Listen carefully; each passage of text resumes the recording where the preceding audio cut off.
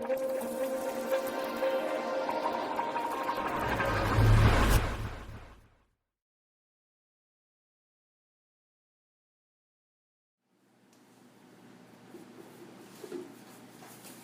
umaga po. Ako po si Leslie. Estudyante po ako ng medisina. Pwede ko po malaman yung pangalan ninyo?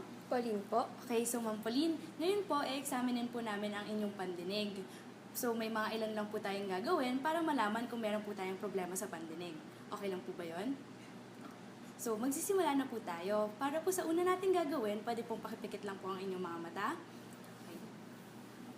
Pakisabi lang po kung naririnig niyo po ito. Narinig po. Ito po, naririnig. Hindi po. Ito po, naririnig. Narinig po.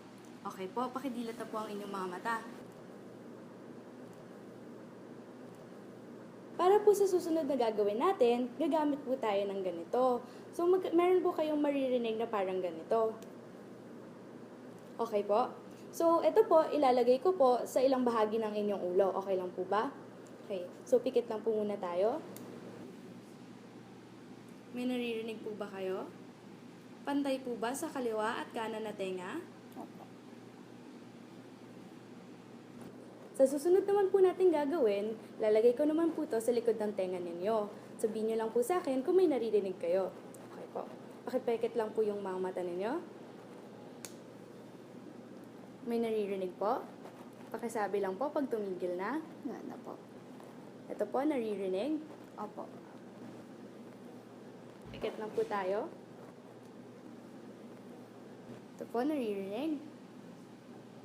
Pakisabi lang po pag tumigil na. Wala na po. Ito po, naririnig. Opo. Pikit lang po tayo.